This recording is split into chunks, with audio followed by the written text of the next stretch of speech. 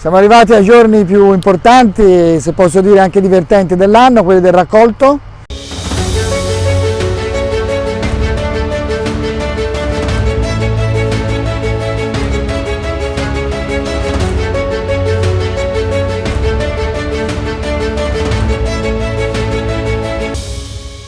Ma c'è sempre stata la pianta del mais da noi? No, assolutamente. Il mais insieme al pomodoro, insieme alla patata, insieme a tante altre importazioni viene dall'area centroamericana e intorno al 1500, dopo la scoperta dell'America. E se devo dirla tutta, in Maremma è una sfida fare mais, perché chiaramente il nostro clima non è quello tropicale o semitropicale delle zone di origine. Il mais è una pianta che ha bisogno di tanta acqua per vivere, è una pianta rigogliosa, come vedete, 3,5 metri, può arrivare anche a 4-5 metri nelle zone belle del nord Italia. Da noi è una sfida che necessita il coraggio di portare l'acqua dove non c'è e di far vivere dei terreni che d'estate sarebbero aridi, sarebbero deserti.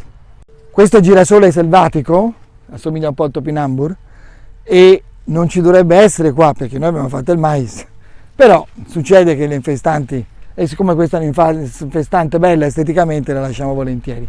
C'ha un po' di seme ma non porta nessun beneficio all'alimentazione che vogliamo fare. La pianta di mais cos'è che ci piace tanto? La foglia è utile per fare la sintesi clorofilliana, ma a noi quello che ci interessa è la pannocchia, è la parte di infiorescenza finale. Allora, guardate come è fatta una pannocchia, si levano le bratte, queste foglie, guardate la bellezza di questa pannocchia. Bene, è abbastanza ben inseminata, quasi tutta, è rimasta da inseminare questo. Il fiore, il maschio lo vedete lassù in alto, quindi è una pianta di autoinseminazione e questa era la femmina e questi filamenti che uscivano, vedete qua, i filamenti che escono dalla pannocchia, sono quelli che ricevono, raccolgono per caduta, per gravità, è un po' il vento che lo muove, l'irrigazione, che raccolgono e si inseminano e si fecondano la pannocchia. Bene, questa è una pannocchia ben fecondata, vedete? Pensate che per arrivare a questo numero di semi qui sono, contiamole insieme, le spire, perché così si fa, si mette un dito per non perdere il segno e poi si contano 1, 2, 3, 4, 5, 6, 7, 8, 9, 10, 11, 12, 13, 14, 15 e 16. 16 spighe, ma quante chicche per ogni spiga? 1, 2, 3, 4, 5, 6, 7, 8, 9, 10, 11, 12, 13, 14, 43, 44. 44.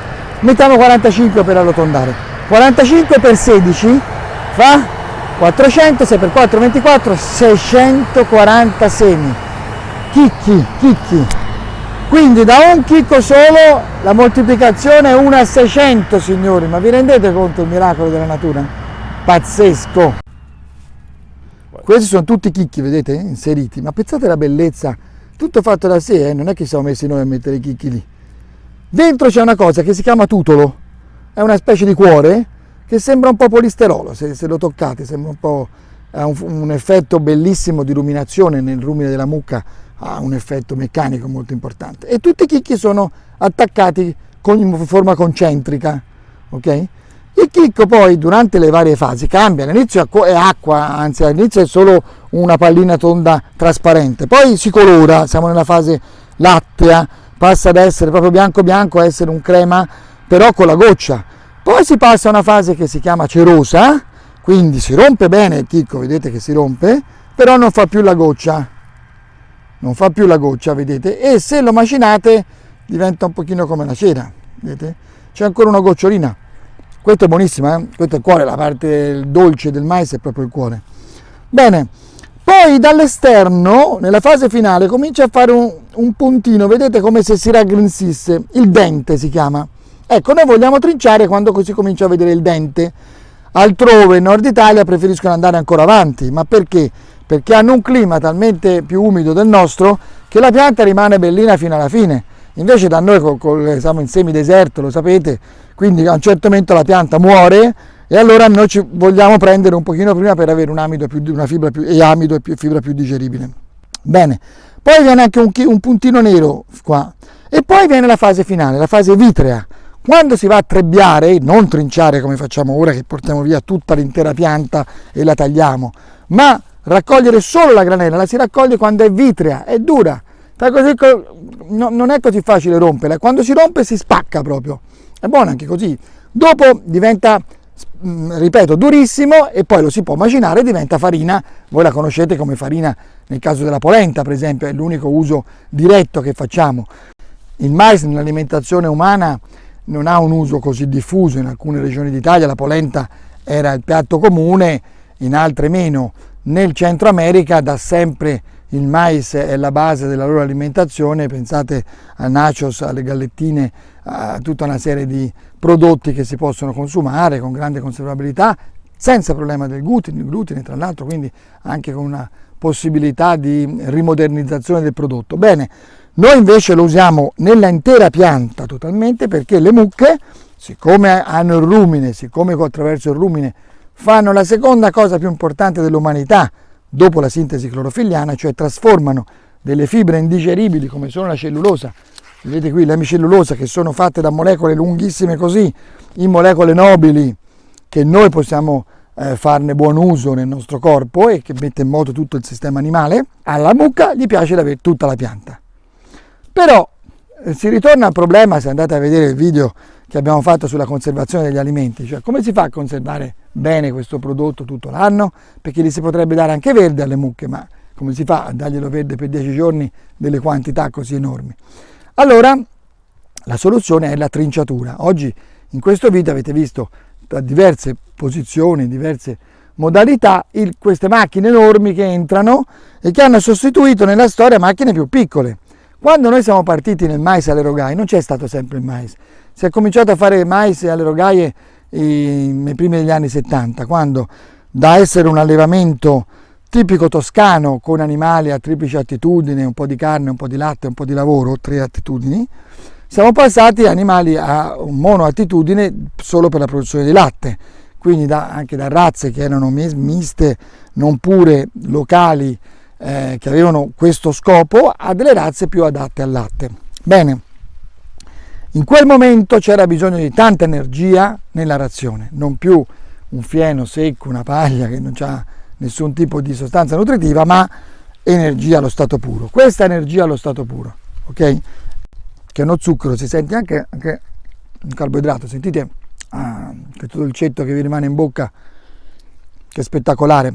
Dopo, quando la pannocchia, la granella diventa vitrea, non si gode più questo effetto dolce, perché gli zuccheri si trasformano in altre molecole importanti. Bene, allora ragazzi, quando abbiamo cominciato facevamo 3 ettari, ora ne facciamo 100 quasi.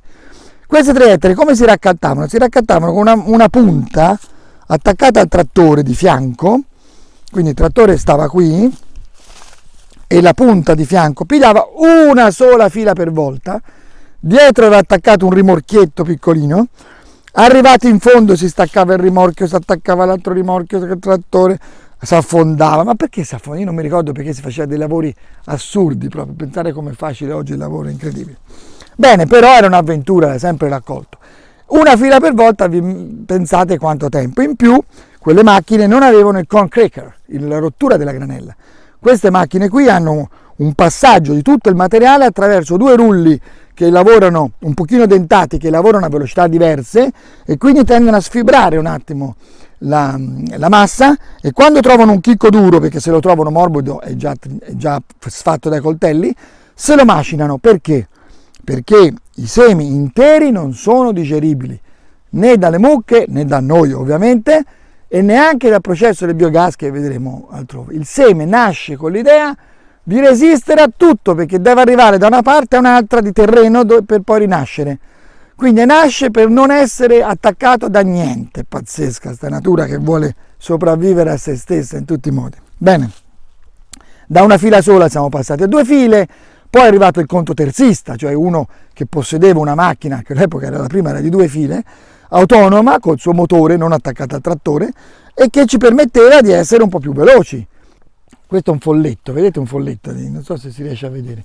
Folletto sono piccole trombe d'aria che si formano quando le temperature superano i 34, 35 gradi, 38 come oggi qui da noi, e autonomamente sollevano il materiale. Non so se si riesce a vedere. Ecco.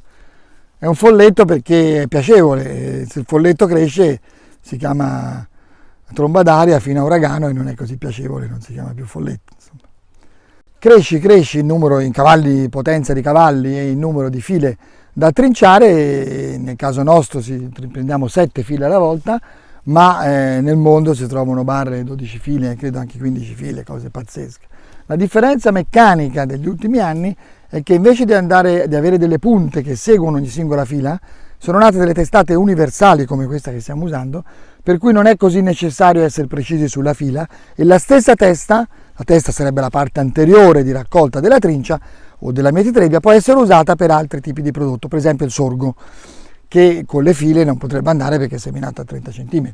Siamo davanti alla testata, la parte anteriore della macchina, questa è una Cron, e questa è anche la testata Cron.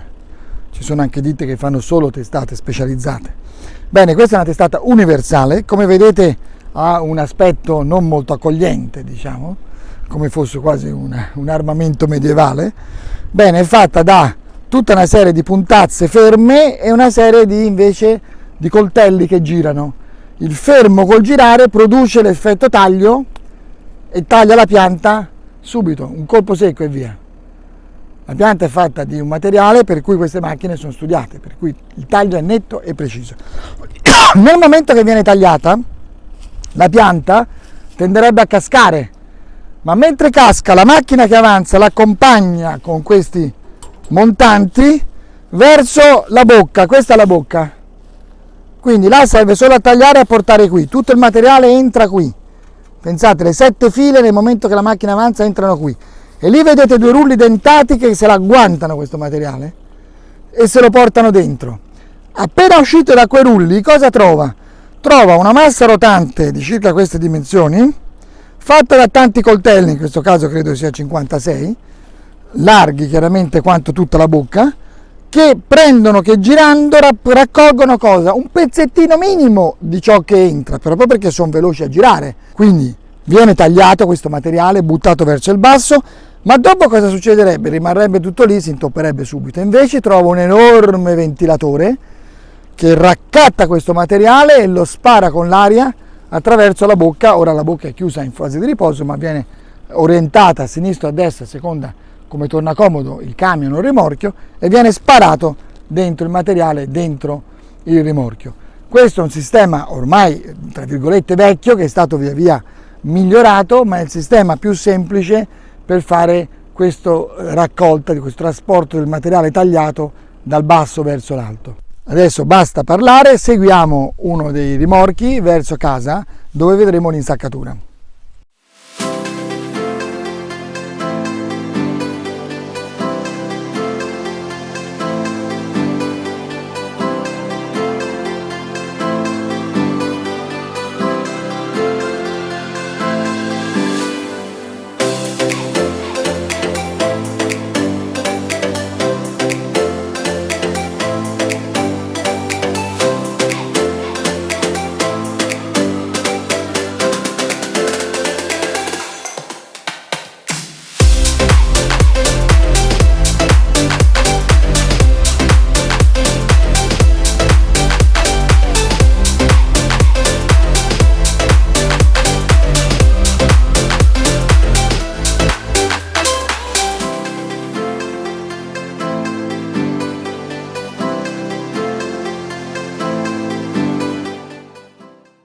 Un tragitto tutto sommato abbastanza breve del rimorchio, siamo arrivati dove il rimorchio scarica. Questo è il tappeto, ora la macchina è ferma chiaramente.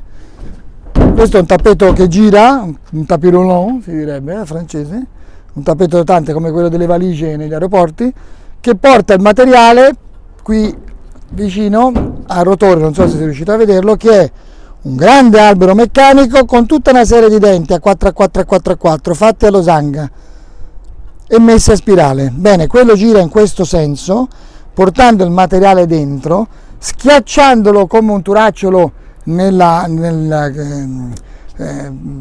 mettere il turacciolo nella bottiglia, dopodiché la stessa forza del materiale spinge il materiale indietro e spinge il trattore avanti. Il trattore viaggia in folle, non è a traino, viene portato dalla stessa forza della macchina che spinge dietro attraverso i freni e i cavi d'acciaio che tengono quella rete dietro. Bene, siamo arrivati anche alla fine di questo interessante capitolo della raccolta del mais attraverso la trinciatura il successivo stoccaggio nei salami.